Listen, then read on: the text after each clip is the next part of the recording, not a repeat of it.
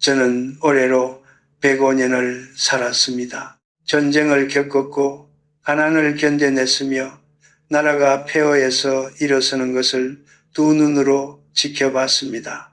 수많은 사람을 만났고 수많은 사람을 떠나보냈습니다. 그 긴 세월 동안 제가 가장 늦게 깨달은 것이 하나 있습니다. 사람은 칼보다 말로 더 깊이 상처를 입는다는 것입니다. 그리고 그 말 중에서도 가장 날카로운 것은 욕설이 아닙니다. 바로 질문입니다. 이상하게 들리실 수 있습니다. 질문이 어떻게 무기가 되느냐고요? 하지만 생각해 보십시오. 당신의 삶에서 당신을 가장 작게 느끼게 만든 사람이 누구였습니까? 대부분의 경우 그 사람은 당신에게 소리를 지르거나 모욕적인 말을 던진 사람이 아니었을 것입니다. 오히려 부드럽게 마치 걱정하는 듯한 표정으로 아주 자연스럽게 물어보는 사람이었을 것입니다. 요즘 어떻게 지내세요? 라고 말하면서 사실은 당신이 얼마나 뒤처졌는지를 확인하려는 사람. 그래서 지금은 어떻게 됐어요? 라고 물으면서 당신의 실패를 기록하는 사람. 그런 사람이 주변에 있지 않으셨습니까? 저는 30대에 그것을 몰랐습니다. 50대에도 반쯤만 알았습니다. 70대가 되어서야 조금씩 보이기 시작했고 이제 105년을 살고 나서야 비로소 확실히 말할 수 있습니다. 당신을 진심으로 존중하는 사람과 그렇지 않은 사람은 말투나 표정이 아니라 질문의 방식에서 드러납니다. 존중하는 사람은 당신의 생각을 묻습니다. 당신의 꿈을, 당신이 오늘 무엇을 느꼈는지를 묻습니다. 그러나 당신을 가볍게 여기는 사람은 다른 것을 묻습니다. 당신이 얼마나 가졌는지, 자식들이 당신을 잘 챙기는지, 나이가 그렇게 됐는데 아직도 그걸 하고 있는지를 묻습니다. 겉으로는 관심처럼 보이지만 그 질문들 안에는 당신의 위치를 재고 당신의 약점을 확인하며 당신이 자신을 어떻게 여기는지를 흔들려는 의도가 숨어 있습니다. 오늘 저는 그런 질문 5가지를 말씀드릴 것입니다. 이 5가지 질문을 들었을 때 서둘러 답하지 마십시오. 해명하려 하지 마십시오. 당신의 삶을 설명해야 할 의무는 누구에게도 없습니다. 105년을 살면서 제가 터득한 가장 값진 기술은 말을 잘하는 것이 아니었습니다. 언제 침묵해야 하는지를 아는 것이었습니다. 끝까지 들어주십시오. 이 이야기는 어쩌면 오래전부터 당신이 듣고 싶었던 말일지도 모릅니다. 첫 번째 질문, 그래서 지금 얼마나 가지고 있어요? 이 질문을 들어보신 적 있으십니까? 오랜만에 만난 지인이 혹은 친척 모임 자리에서 혹은 동창의 테이블 너머로 누군가 아주 자연스럽게 던지는 그 질문. 처음에는 그냥 안부처럼 들립니다. 살갑게 웃으며 마치 당신을 진심으로 걱정하는 것처럼 묻습니다. 그런데 저는 오랜 세월을 살면서 알게 됐습니다. 그 질문은 걱정이 아닙니다. 그것은 측정입니다. 제가 젊었을 때 저도 그런 질문에 솔직하게 답했던 시절이 있었습니다.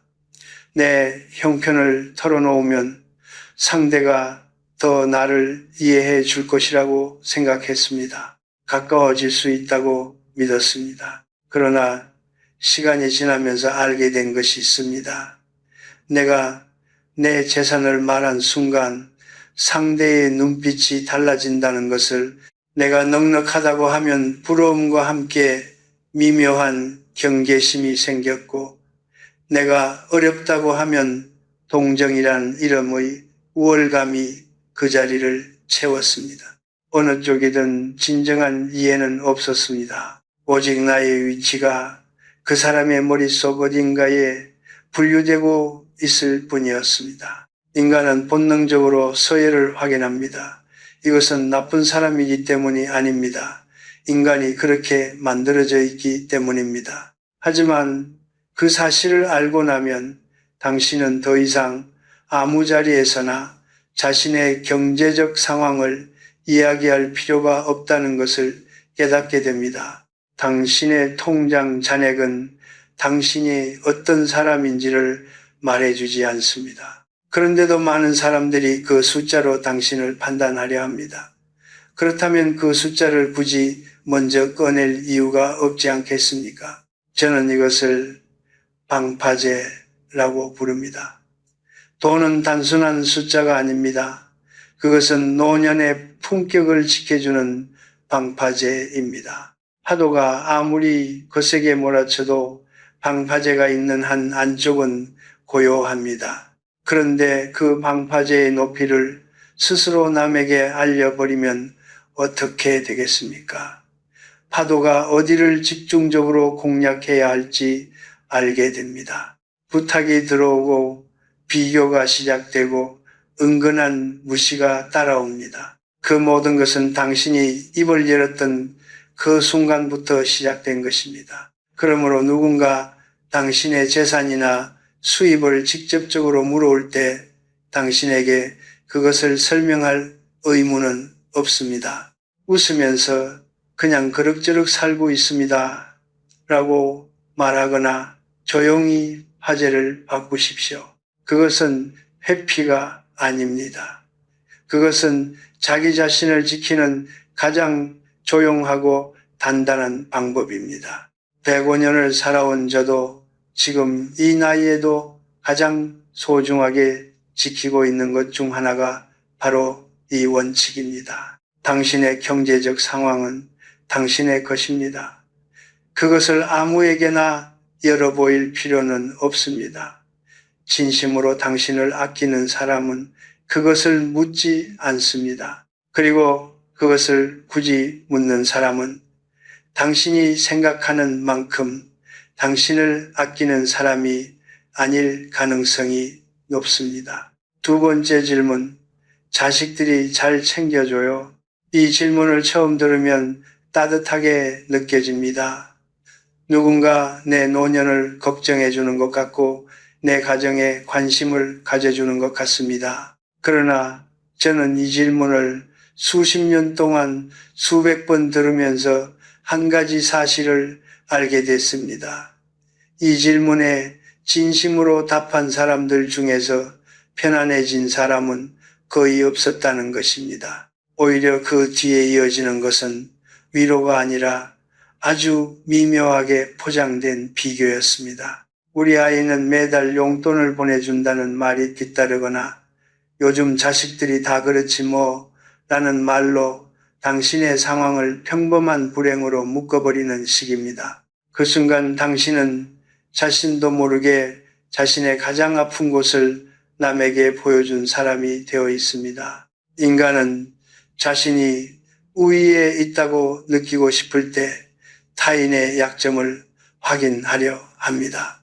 그것이 의식적인 행동이 아닐 수도 있습니다. 어쩌면 그 사람도 스스로 외롭고 불안하기 때문에 자신보다 더 외로운 사람을 찾아 잠시 안도하려는 것일 수도 있습니다. 하지만 그 안도감이 당신의 상처 위에 세워진다면 그것은 결코 진정한 관계가 아닙니다. 자식 이야기, 며느리 이야기, 손자 이야기, 가족 사이의 갈등 이야기, 이런 것들은 당신이 가장 신뢰하는 사람 앞에서만 꺼내야 합니다. 그것을 아무 자리에서나 털어놓는 순간 당신의 가정은 누군가의 비교 대상이 되고 당신의 노년은 동정의 소재가 됩니다. 그리고 세 번째 질문이 있습니다. 나이가 그렇게 됐는데 아직도 그걸 해요? 이 말은 질문처럼 들리지만 사실은 선고입니다. 당신의 나이를 기준으로 당신이 무언가를 할 자격이 있는지를 판단하는 것입니다. 글을 쓴다고 하면, 새로운 것을 배운다고 하면, 아직도 꿈이 있다고 하면 어김없이 이 말이 돌아옵니다. 나이가 그렇게 됐는데 라는 말은 겉으로는 걱정처럼 들리지만 그 안에는 이런 뜻이 담겨 있습니다. 이제 그만하면 됐지 않느냐고, 당신의 때는 지났다고, 더 이상 기대하지 말라고. 저는 그 말을 들을 때마다 조용히 생각했습니다. 나이가 사람의 가능성을 결정한다면 나는 지금 여기 있어서는 안 될 사람입니다. 하지만 저는 105살이 된 지금도 글을 쓰고 생각하고 누군가에게 닿으려 합니다. 나이는 숫자입니다. 그것은 당신이 지금까지 살아온 시간의 길이를 말해줄 뿐, 당신이 앞으로 무엇을 할 수 있는지를 결정하지 않습니다. 그러므로 누군가 당신의 가족 관계를 캐묻거나 나이를 들어 당신의 능력을 폄하하는 질문을 던질 때 해명하려 하지 마십시오.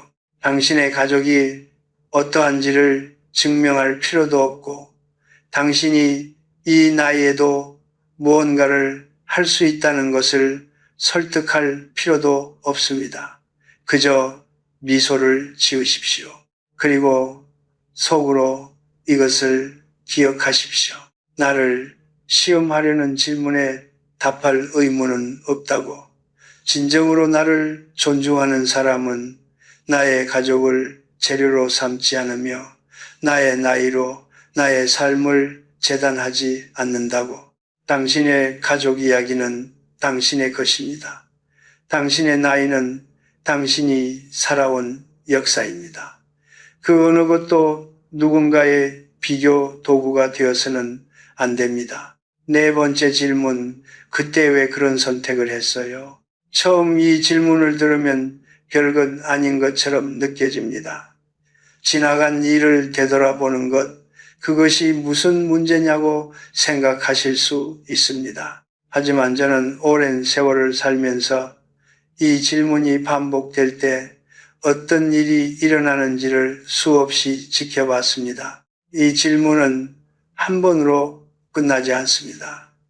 그때 왜 그 직장을 그만뒀어요? 그때 왜 그 사람과 헤어졌어요? 그때 왜 그 집을 팔았어요? 같은 질문들이 대화 속에서 반복적으로 등장하기 시작하면 어느 순간 당신은 자신의 과거 앞에 피고인처럼 서 있는 자신을 발견하게 됩니다. 설명하고 변명하고 합리화하고 그러다 결국 후회하게 됩니다. 그 모든 과정이 끝난 뒤 남는 것은 무엇입니까? 더 나은 오늘이 아닙니다. 더 깊어진 자책감입니다. 저는 젊은 시절에 많은 선택을 했습니다. 잘한 선택도 있었고 돌이켜보면 달리 했어야 했을 선택도 있었습니다. 한국 전쟁 이후 폐허 속에서 내린 결정들, 가족을 먹여 살리기 위해 어쩔 수 없이 포기해야 했던 것들, 더 잘 알았더라면 다르게 행동했을 순간들이 분명히 있습니다. 그러나 한 가지 사실만큼은 분명합니다. 그 선택들은 모두 그 당시의 내가 가진 정보와 상황과 두려움 속에서 내린 최선이었다는 것입니다. 그리고 그것은 당신도 마찬가지입니다. 인간은 항상 자신이 아는 것을 바탕으로 결정을 내립니다. 미래를 알고서 현재를 선택하는 사람은 아무도 없습니다. 그런데 누군가 당신의 과거 결정을 반복해서 되묻는다면 그것은 당신이 그 시절에 얼마나 어리석었는지를 상기시키려는 것입니다. 의도적이든 아니든 그 질문의 효과는 같습니다. 당신을 그 시절의 실패 속에 묶어두는 것입니다. 현재의 당신이 아니라 가장 취약했던 순간의 당신으로 당신을 정의하려는 것입니다. 저는 이것을 보이지 않는 감옥이라고 부릅니다.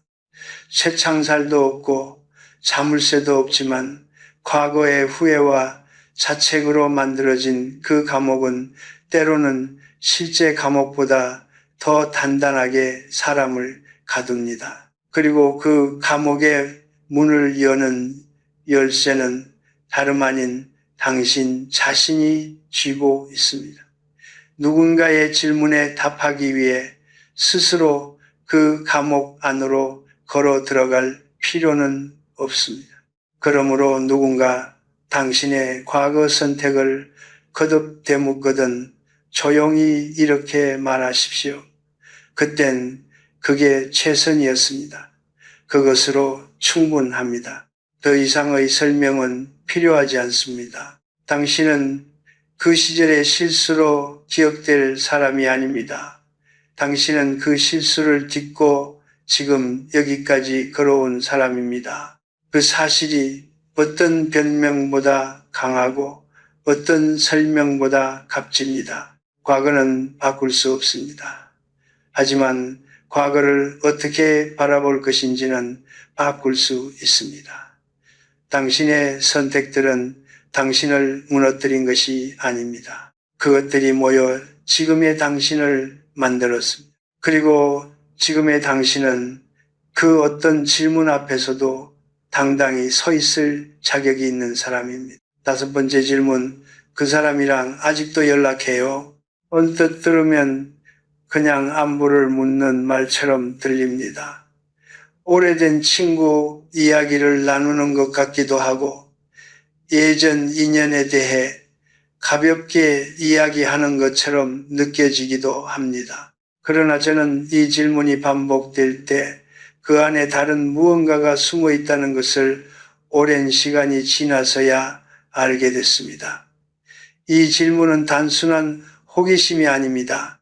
그것은 당신의 관계 지도를 그리는 작업입니다. 당신이 누구와 가깝고 누구와 멀어졌으며 당신 주변에 지금 어떤 사람들이 남아있는지를 파악하려는 시도입니다.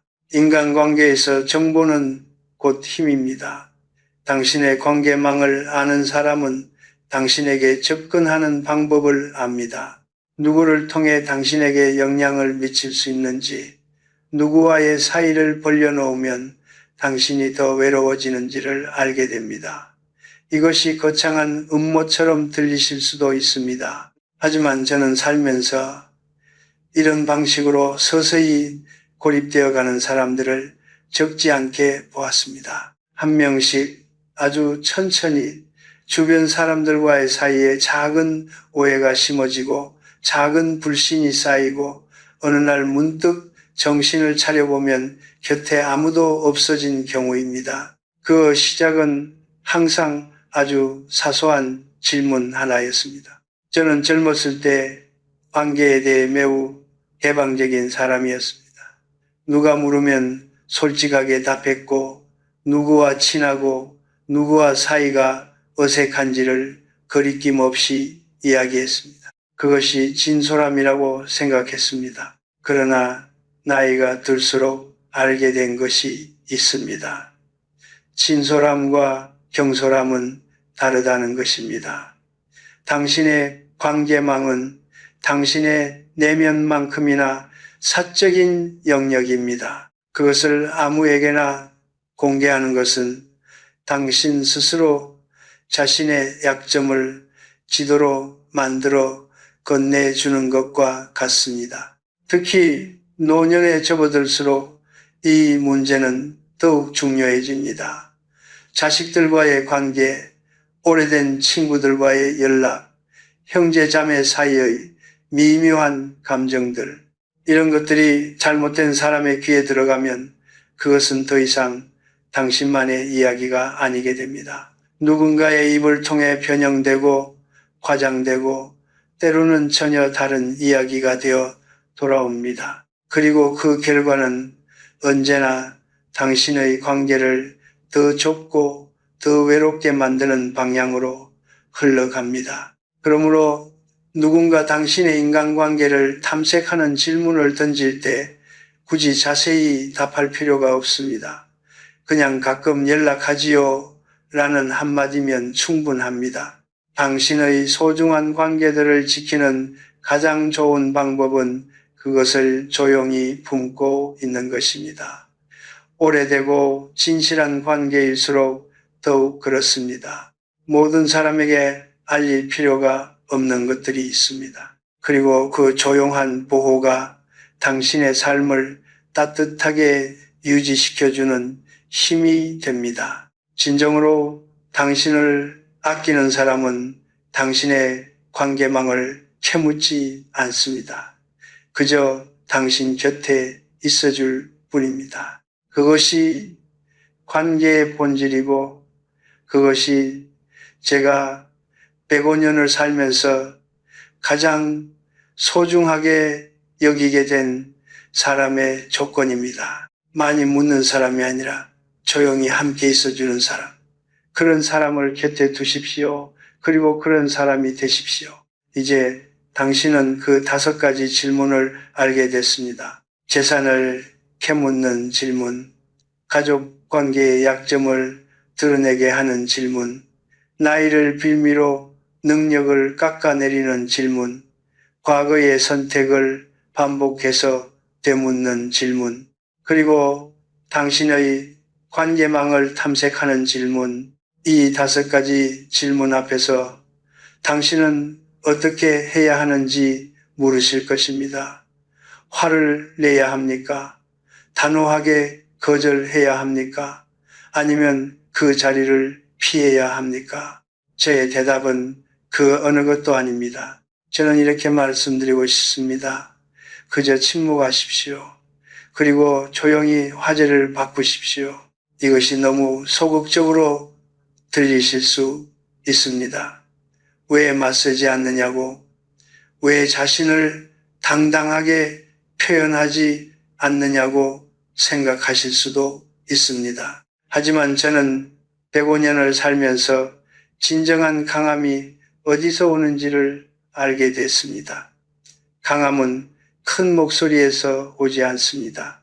강함은 흔들리지 않는 내면에서 옵니다. 상대가 당신을 건드리려 할 때 당신이 반응하지 않는다는 것은 당신이 약하다는 뜻이 아닙니다.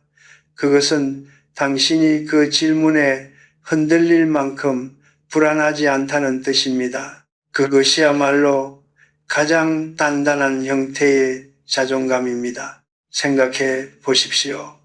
바람이 거세게 불 때 부러지는 것은 딱딱하게 굳어있는 나뭇가지입니다. 깊이 뿌리를 내린 나무는 바람에 흔들리되 쓰러지지 않습니다. 침묵은 그 뿌리입니다. 모든 질문에 답해야 한다는 강박을 내려놓는 순간 당신은 비로소 흔들리지 않는 사람이 됩니다. 누군가 당신의 재산을 물으면 미소를 지으십시오. 누군가 당신의 나이를 들먹이며 능력을 의심하면 그저 고개를 끄덕이고 다른 이야기를 꺼내십시오. 누군가 당신의 과거를 들추려 하면 그땐 그랬지요라는 한마디로 그 문을 조용히 닫으십시오. 이것은 무관심이 아닙니다. 이것은 선택입니다.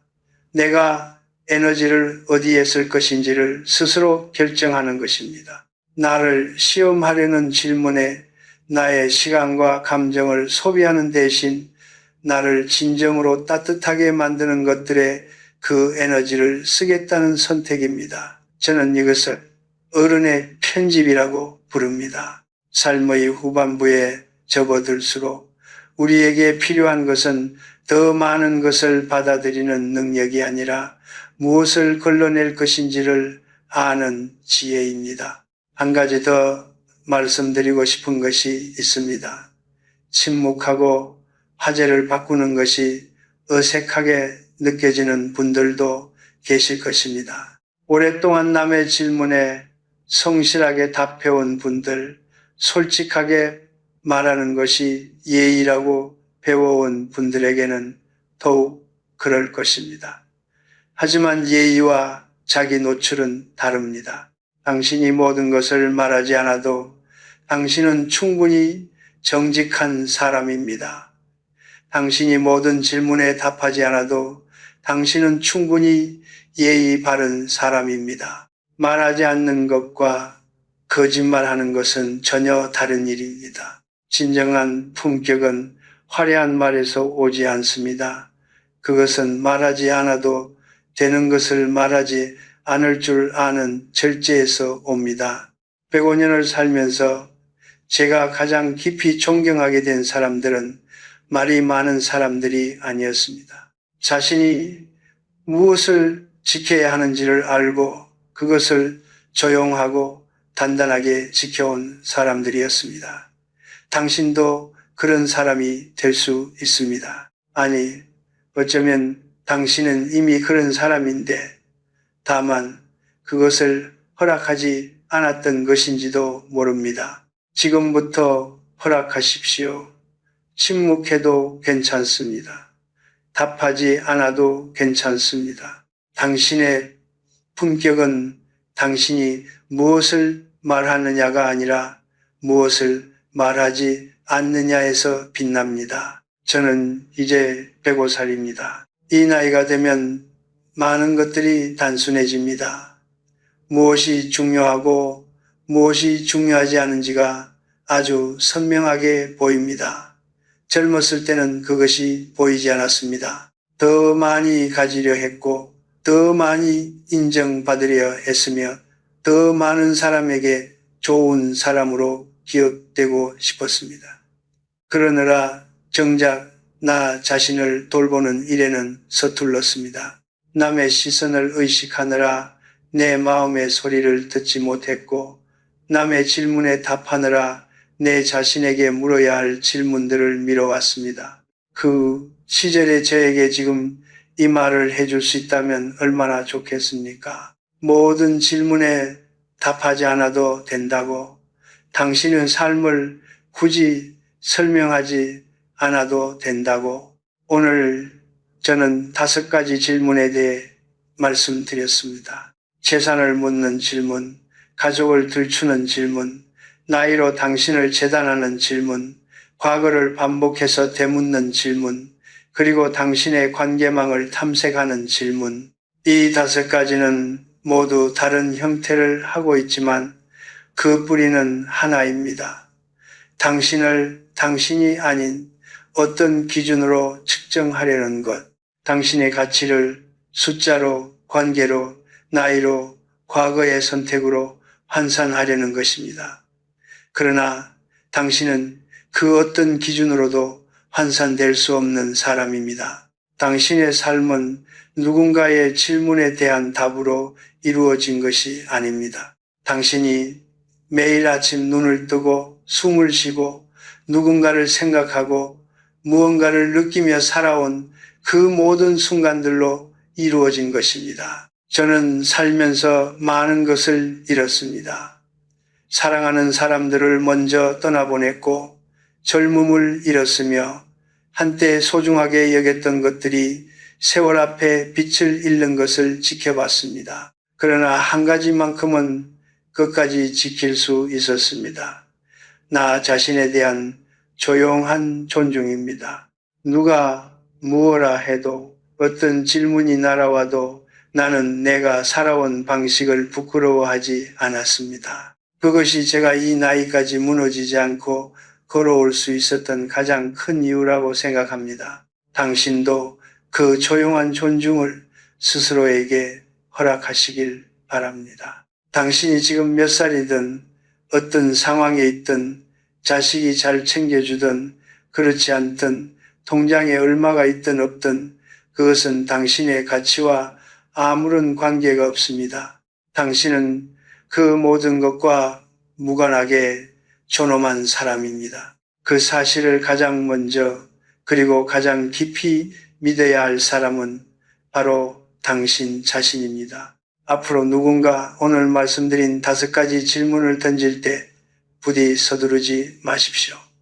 해명하려 하지 마십시오. 그저 미소를 지으십시오.